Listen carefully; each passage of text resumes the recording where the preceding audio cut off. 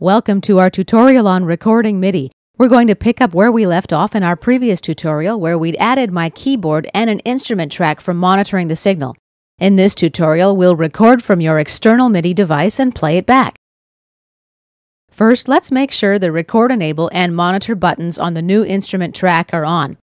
If your levels sound low, click the Edit Instrument button and then drag up the Return Gain slider. Let's close this, and now we're ready to record. Press Record. My pre-click start.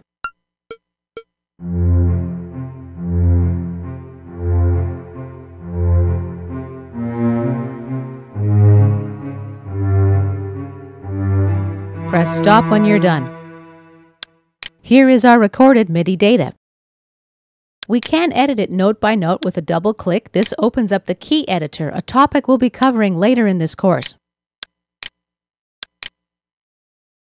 Now let's have a listen. Disable the monitor button, return the cursor to 0 and press play. The playback is then routed through my Triton. Press stop when you're done. Now be sure to save your work. MIDI data is stored right in the project file. One additional note, you can't use the same input ports for audio input buses and for the return bus on an instrument track. So if you've got a shortage of input ports, you can record and monitor MIDI with a regular MIDI track and an audio track that's receiving input from your external device.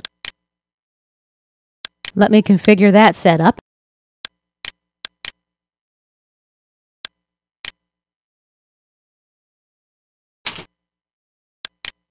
You can also record the audio signal at the same time if you like.